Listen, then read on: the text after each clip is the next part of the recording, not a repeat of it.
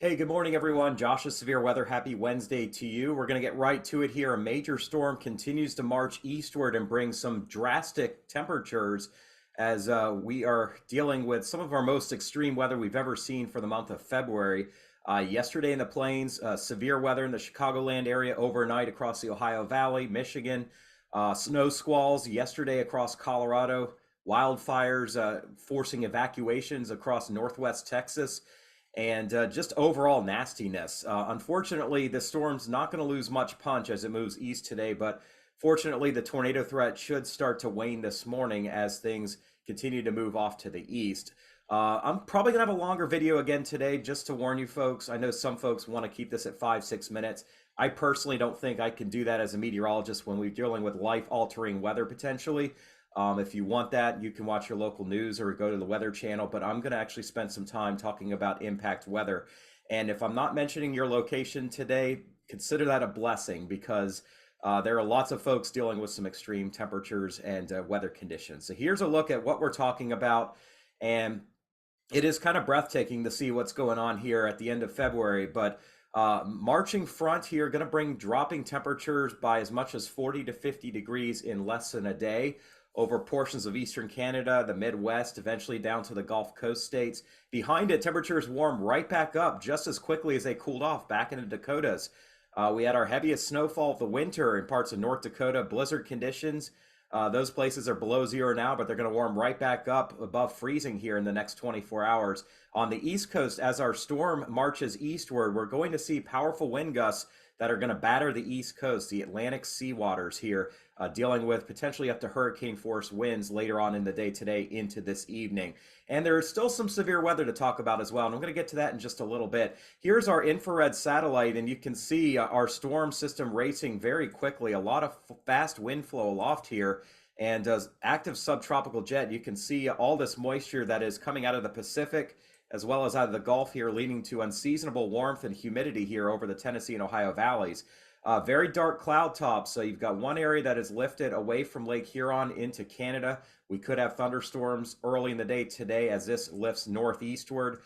We also have some intense storms continuing over parts of Ohio and Kentucky and West Virginia and Tennessee. Some reported tornado warnings in the Columbus area early in the day today. Even I saw a debris signature on radar, which is never a good thing, by the way, as debris is picked up and lofted into the air near Columbus early this morning. And we continue to have cloud cover moving across parts of Texas into the Gulf states. So after it cools off, we're going to continue to stay unsettled in the southeast to wrap up the week here and move into the weekend up the East Coast.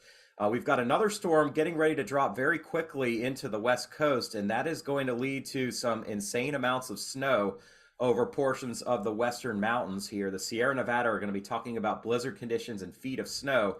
And in between the two, it's just brutally cold. Take a look at this here. This is the infrared. These are not clouds. This is fresh snowpack and very cold air in place, sub-zero temperatures across the Colorado Rockies, Dakotas, Minnesota, and the prairies of Canada. So a lot to talk about here. I can't really keep it to 5 minutes, I'm sorry, but I'm going to do my very best here to cover the important weather. And you can see on the map here, very colorful. We've got green flash flood watches over parts of the Appalachians and New England. We have high wind watches across most of the Northeast down into the deep South and Texas. We do have enhanced fire danger across parts of deep South Texas. We saw that in here yesterday. Now it's shifted down into deep South Texas. We have a tornado watch in yellow early in the day today, Ohio, eastern Indiana, Kentucky, northern Tennessee into West Virginia. We could see another one here in a little bit farther east into the Pittsburgh area, although I think as the morning wears on, we do see this tornado threat dropping significantly, but it's not going to just go away as soon as it gets light out either. So something to keep an eye on here. We're probably going to see some watches and warnings in eastern Ohio, western PA, West Virginia, eastern Kentucky. Those are the areas that we're going to focus on this morning. Out west, we are locked and loaded for another major winter storm. You can see this area of red here. Let me circle that because it may be hard for some of you who are watching on a phone or a mobile device to see, but this area in here is under the gun for a blizzard heading into the end of the week and weekend. Blizzard warnings in effect for multiple feet of snow and not going to be good for travel at all. I'm going to actually, let me show you that a little bit closer here. This is from the Sacramento office here, and let me get that bigger for you guys. The official forecast is 5 to 10 feet of snow in really just a 3 day stretch here, Friday into Saturday mostly. Wind gusts up to 65 miles per hour. That's going to lead to impossible travel. I know folks like to go skiing, but if you are caught in this, it can be deadly. And I just want you guys to be aware of that if you happen to be watching from the Western US. I don't speak enough about you guys, but you get more extreme weather than I will ever see in my lifetime here in the Carolinas. So here's a look at the upper level chart. Big time trough becoming negatively tilted here. That's going to allow colder, drier air to quickly work in here tonight in the wake of our storm system. Massive temperature drops. Then a big ridge builds into most of the country, meaning the cold air very quickly yields to milder, more seasonable air by the end of the week. We do have a feature underneath it, cut off low pressure system, which is going to send Gulf moisture up into the southeast and eventually up the east coast this weekend into next week. Probably not any winter weather out of it. You can see it's missing any source of cold air. Here's all the cold air up here in Canada. Here's the moisture coming in. So the two just don't latch on together. So not a big winter setup at this point. And it is meteorological spring, so I guess we can at least hang our hat on that. But you can see the next storm battering the west here. Big trough digging down into California. Very fast wind flow aloft up at 500 millibars. And that flow continues right across the Rockies over the weekend. Lots of snow coming to the mountains, and then it's going to lift northeastward into the plains and going to lose the southern connection. So we're not going to be talking about anything but a big wind bag of a storm here early next week. Maybe a little bit of local severe weather, certainly some winter weather on the cold side of it, but not going to be the kind of storm that we're dealing with this week, fortunately. Here's the European chart here, just showing you guys where things are. This is our front today. Strong low pressure moving into northern Quebec. Front drops all the way down to Louisiana into Texas. You can see pretty much a solid line of rain. There'll be some embedded lightning, but not nearly as much as last night as this lifts away. And very quickly it changes back over to snow, even some freezing rain over parts of Canada. So drastic temperature changes where it gets very warm ahead of the system. You can see the front here, very cold on the back side of it, very cold air diving down behind it.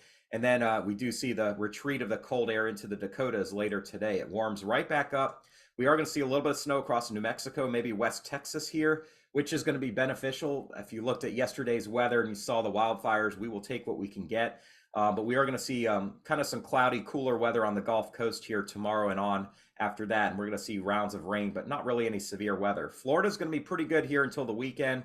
And then we're going to be dealing with some rain and thunderstorms embedded across the peninsula area and then tracking up the East Coast as well.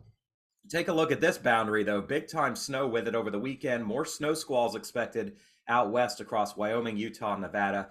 Blizzard conditions in Colorado. Denver, Colorado is going to see some of this snow as well. We could have a squall move through very early in the day on Sunday, similar to what we saw yesterday here. But this system is aimed a lot farther north and west, all the way up into the prairies. So Winnipeg is dealing with rain here Sunday night rather than snow. But you can see a big area of snow back on the northwest side of it. Keep an eye on Wisconsin and Iowa here. There's definitely a favorable jet stream pattern here. You can kind of see how there's some what we call diffluence, where things kind of spread out with our upper level pattern. That can sometimes lead to some tornadoes. This would be across western Wisconsin, eastern Iowa, early in the night on Sunday night. Again, I don't want to get too far out ahead of us. This is 120 hours away, but something I am going to be watching early March. We've had already some severe weather outbreaks in this area. We certainly could see a smaller scale outbreak in this area as well. Not for Chicago, though, not probably for Michigan. And we should see, probably a lot quieter weather pattern, a front that produces a lot less noise by the time it makes its way eastward here by next Tuesday. So let's take a look at what's going to happen later today. We do have tornado watches out now, still technically an enhanced risk until 7 a.m. Eastern, but that's going to yield to a marginal risk. I am a little bit more concerned about the southern part of this area than the northern part when it comes to tornadoes, but I'm not super concerned about it. I think we are going to see things very quickly stepping down from where they were here earlier in the night tonight. If you take a look at the radar, you can kind of see things are quieting down a little bit.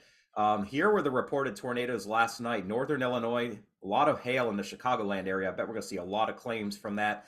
Tornadoes did affect portions of southern Michigan. This was all pretty well forecast, by the way. Although the area that got into the enhanced risk kind of missed out. Things kind of jumped just to your north. So we didn't see as much in Indiana. We did see severe wind over the Indianapolis area overnight. Large hail over parts of Kentucky near Lexington, and reported tornadoes between Dayton and Columbus. And if you zoom in a little bit closer and click on this, you can see there are multiple people without power early this morning in portions of west central Ohio, as well as parts of central, oops, sorry about that, central Indiana as well. You can see it's not going to get any better here. We already have a change over to some sleet and snow over central Illinois, over the St. Louis area, as well as over north central portions of Illinois. Not a big snowfall, but with the wind, with the cold blasting in, it's going to create some travel snarls, I think, here early this morning. We also have power loss in Obion County here in Tennessee. I think I said that right. If I didn't, I'm sorry. Webster County, Kentucky, and downstate in Illinois, we have some loss of power in Hardin County. Now, I think this area is going to grow as we get through the day today due to the increase in wind field. A lot of the Northeast has the potential to see some power outages due to the predicted wind that we're going to be talking about here in this marginal risk area. And you can see that here. This line's going to march east this morning and move into upstate New York, central Pennsylvania, most of West Virginia, eastern Kentucky, and eastern Tennessee this morning.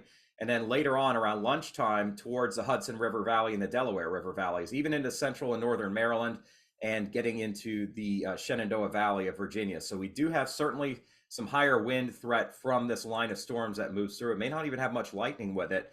And this morning across eastern Kentucky, the mid-Ohio River Valley, all the way over to about Charleston, Morgantown, Bridgeport, Clarksburg, and Fairmont, West Virginia, even sneaking up into far southwestern Pennsylvania, we do have a risk for a few tornadoes. But I don't think we are going to see nearly as much in place to see stronger tornadoes like we saw last night here. Here's a look at our Cape, and this is our storm fuel, and you can see it very quickly fades here. As things move eastward, we lose a lot of the storm fuel in place, almost as if they're hitting the mountains and then kind of dying. So this is a very limited setup for severe weather. It's more wind driven at this point. You can take a look at how much moisture is in place here. And let me zip this back here. This is around 9-10 in the morning today.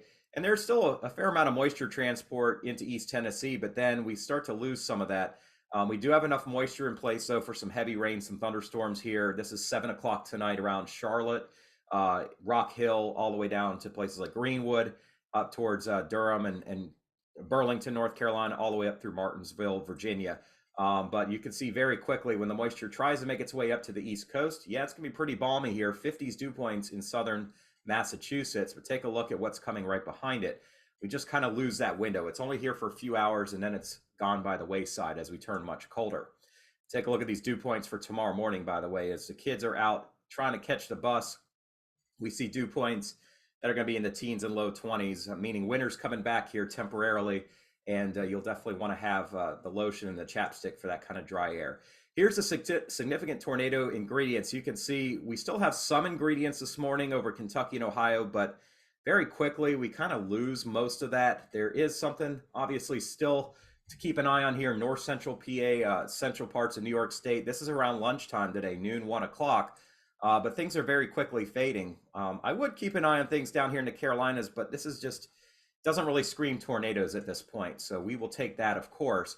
The other thing, too, is that the lightning strikes are expected to very quickly go away here as we lose a lot of this instability. So we may have a brief period of strong winds as this rain moves through, but I don't think we see a lot of lightning that comes through with it. So there's some good news there. Here's a look at the Mid-Atlantic forecast. And you can see kind of two waves of rain, almost a secondary line that moves through here around lunchtime and early afternoon. This will eventually move east, and kind of the best radar echoes are going to be down across the Carolinas and Georgia here towards this evening. There may be a little bit of severe weather in here. You can see some kind of bounded areas of some stronger helicity to keep an eye on here, just south and east of Athens over to near Augusta, Columbia, all the way up to about Pinehurst, Southern Pines, Rockingham, west of Raleigh. This is 7 o'clock tonight.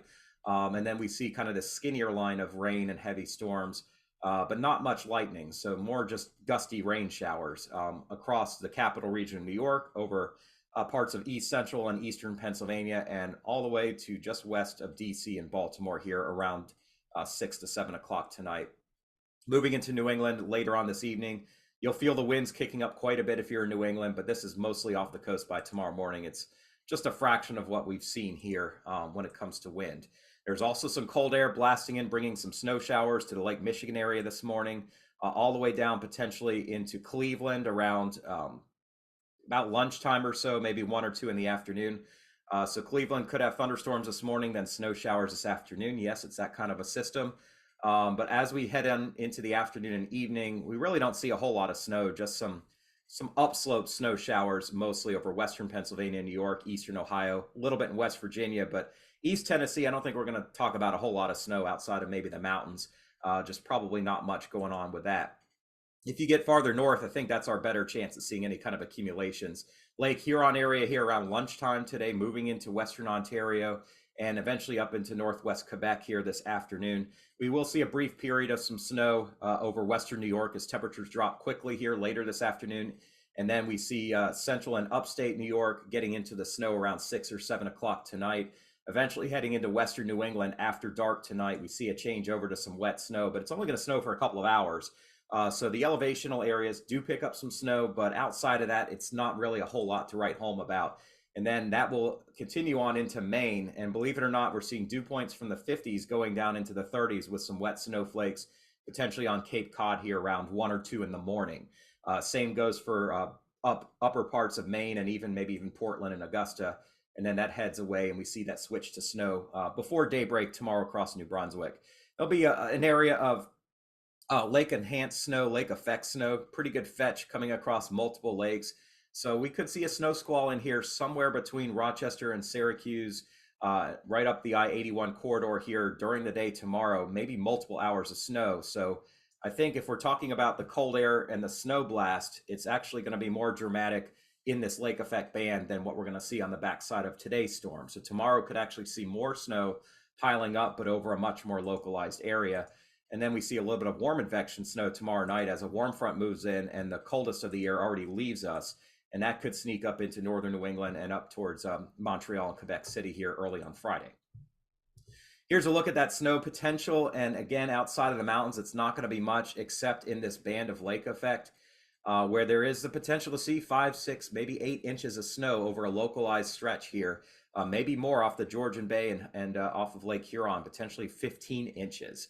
And several inches across the mountains. But once you go away from the ski areas, it really isn't much. It's a small amount of snow on the ground here later tonight, tomorrow morning over parts of Maine, southern and eastern New England. Nothing around New York City or Philly, and certainly not farther south than that. And nothing around Asheville either. Let's take a look at wind gusts because they are going to be powerful this morning. Generally speaking, 40 to 50 mile per hour gusts here in the wake of our storm, higher amounts over western New York and around the Great Lakes. Very high amounts in the mountains as well. We could see gusts as much as 80 miles per hour, especially late in the afternoon today over parts of western North Carolina, eastern Tennessee, and all the way up into places like Snowshoe and Davis, West Virginia. Then we have to focus on the northeast, and we can see on the warm side, right along and ahead of the front, we also have this blast of very strong winds coming up the east coast this evening with gusts over 50 miles per hour possible. And then on the backside of our storm as well from the other direction, coming in from the west and northwest at 50 to 70 miles per hour through the evening tonight and into tomorrow morning. So power outages do look like a good possibility.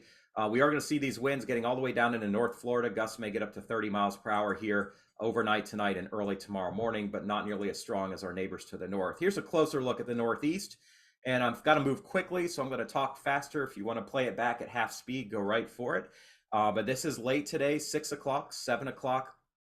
8 o'clock, you can really see things ramping up across New York State and Vermont, and certainly around the lakes.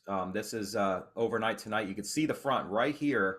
Sorry if my cursor's small, I can't help that. But you can see just ahead of it an area of very strong winds surging onshore down East Maine into New Brunswick and Nova Scotia. And on this other side of the coin, we see that coming in from the west-northwest over the higher elevations of New York, Vermont, Massachusetts, New Hampshire, Maine, maybe even western Connecticut and across eastern Long Island. Wind gusts that will exceed 40 to maybe 50 miles per hour. Tomorrow will still be breezy, but not nearly as windy as today, but we still have the potential for 40 mile per hour plus wind gusts around lunchtime tomorrow. Finally, I want to show you all temperatures, and you can see the front. It's really difficult to miss. 62 right now in southeast Michigan, 31 in Chicago and still dropping, single digits in Iowa, below zero where it did snow last night. 10 below zero around International Falls, Minnesota. So some mid-January-like cold coming down here, meeting up with some May-like warmth. And that just creates a very crazy setup here. But you can see back to the west of this cold area, we're already seeing a rebound in temperatures, 20s and 30s here, as that milder Pacific air is already on the move. So Yeah, this is pretty intense. I don't think we get to see much more intense temperature change over such a big area. Um, as the sun angles stronger, it's spring almost, or basically it is, to be honest with you guys. But these are 24-hour temperature changes on the order of magnitude of 50 degrees of a temperature drop here across Quebec and Ontario, 40 to 50 degrees over the Ohio Valley and Great Lakes, even into West Texas. And you can see kind of where this front is marching through here. Big drop coming. New England, Eastern Canada will be 40 to 50 degrees colder this time tomorrow morning than they were right now. And then we see temperatures beginning to moderate. And take a look at Friday. Temperatures are going to warm back up 40 to 50 degrees in 24 hours. So if you like a roller coaster ride, that's exactly what we're talking about. We're taking a huge drop and we're about to do another huge climb right after that here for Friday. Here's a look at current temperatures from the NAM model here. You can see the front advancing south and east. Dallas was in the 90s the other day. We'll be in the 30s this morning. Yep, that's exactly what right. I'm not going to repeat that. Chicago is in the upper 70s. They're going to be in the low to mid 20s this morning as we clean up from last night's storms. Sub-zero temperatures across the Dakotas and Minnesota. We see that continuing. Birmingham will see the front drop through here around lunchtime today. We go from about 70 to about 50. Louisiana sees that front come through here on the Gulf Coast later on today. We see this continued drop in temperatures, but take a look at tomorrow, already starting to warm back up, and areas that got hammered with a snow squall yesterday will be in the 50s and 60s by this time tomorrow afternoon. Here's a look at the eastern U.S. Here's our front marching through.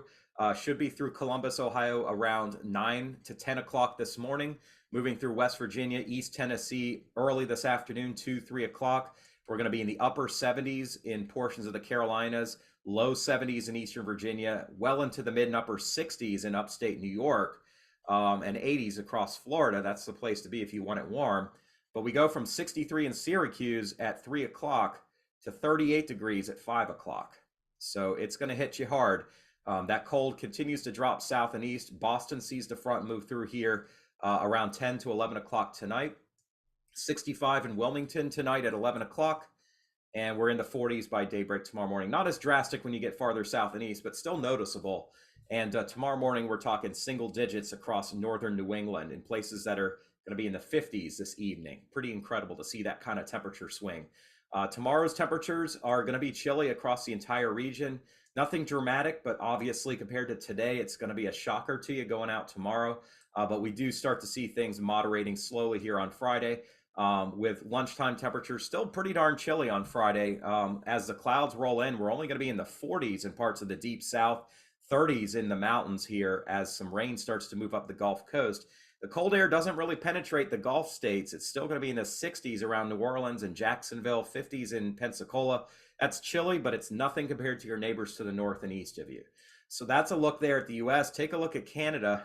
Celsius kind of makes it more dramatic, but we see like Toronto this morning is going to be around 11 degrees Celsius. And then by the time people are leaving to go home from work at 5 o'clock, it's -3 and tack on the wind, and it's a lot worse. Even more dramatic across Quebec. We go from about 10 degrees here early this evening to -20 Celsius. So about a 50-degree Fahrenheit drop, 30 degrees Celsius drop here across Quebec. Very extreme. Just a lot of cold air bottled up here. But take a look at how quickly things warm up dramatically. By the time we get to the weekend, we're back above freezing for most of this area on Saturday at lunch. And then finally, Atlantic Canada, same deal here. It's going to be pretty darn mild here tonight. Places like Moncton are up to about 10 degrees Celsius. Halifax around 9 degrees Celsius. And that's going to be after midnight tonight. But here comes the cold. By lunchtime tomorrow, we are down below freezing and as cold as 15 below zero Celsius, -15 here on the Gaspé Peninsula. Very extreme. Rainfall, generally speaking, we're going to be around an inch, maybe a little bit less in 24 hours. So not a huge rain event for us. And then we see the next wave coming up into the southeast. Louisiana gets wet on Friday and Friday night. The Carolinas get wet Saturday morning. And eventually Florida sees some more rain as we get through the second part of the weekend as well. So I apologize for running long today. There's just so much to talk about. We can't do this in 5-6 minutes. I'm sorry. But I am going to give you guys chapters so you can zip ahead if you'd like. But as always, you guys are awesome. I appreciate you all. I value each one of you. I want to help you and prepare you for as much as I can. Some things are, of course, out of our hands. We leave them up to our Heavenly Father, Jesus Christ, who is the Redeemer. I give God all the glory. I thank Him every day. I really do believe that God put us here where we are right now, and God brought you guys to me today. And I'm not ashamed of that. Paul tells the church of Romans, Romans 1:16 and 17, for I am not ashamed of the gospel of Christ, for it is the power of God unto salvation to everyone that believeth, to the Jew first, and also to the Greek. For therein is the righteousness of God revealed from faith to faith. As it is written, the just shall live by faith. And when I started this channel back in December 2022, I went out on faith. I was not quite ready to share it with folks. But, honestly, like if somebody hadn't shared it with me, then I wouldn't see the value in my life through God. I wouldn't have the joy of Jesus Christ in my life. And that is the joy I want to share with each of you, because the key word on this is not being ashamed. That's the key phrase. Don't be ashamed of the good news. If somebody gave you a gift, why would you even be ashamed of it, to be honest? But the challenge is that lots of folks, because they've been hurt, because they've gone through disappointment, have chosen to not believe that good news because they haven't seen it work in them yet. Or maybe they saw it work in them, but other people got into their lives and created just hurt their feelings, created some traumatic events. We all go through some sort of trauma in our life. And you know what? That's not cool. I mean, nobody wants to go through trauma, right? But the good news is that if we really do go out in faith, faith to faith, the righteousness of God is revealed in us if we choose to accept the gospel of Christ. That is that God fights our battles for us. We may go through trauma, but God is fighting the battle, and you may not even see that happening until one day. And when that day comes, I pray that you've accepted Christ as your Savior, because it will be just a glorious day, that one day when you are saved and eternally you live in heaven forever with Jesus Christ. If you don't believe that, I still personally believe that it is a possibility for you, that you can change. You can have a change of heart. You can believe that Jesus Christ is your Savior, and all the hurt that you've been going through will eventually be washed away, and you will be saved. You will have that gift given to you. I pray that it's sooner than later, that the gift comes to you, not that you die, of course, in transition. No, we all want to live a long, fruitful life, but I do pray that you are saved. That's why I'm here. It's not to share the weather, although I think that's a nice gift to have. It is to share the good news and the gospel of Jesus Christ. I'm happy to pray for you guys no matter what you're going through. If you could pray for me as well, I appreciate that. I will be traveling for work again. It's a very busy time of year for me, so I don't think I'm going to be back on until the weekend at the earliest, if not early next week. But I pray you guys have a wonderful day. See ya.